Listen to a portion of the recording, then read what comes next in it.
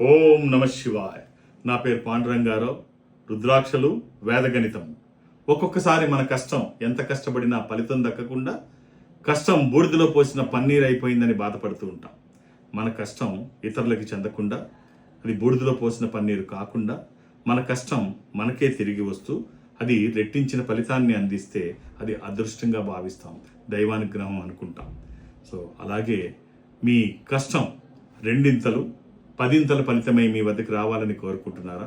ఒక దైవికమైన సంపద రుద్రాక్ష ధరించి చూడండి.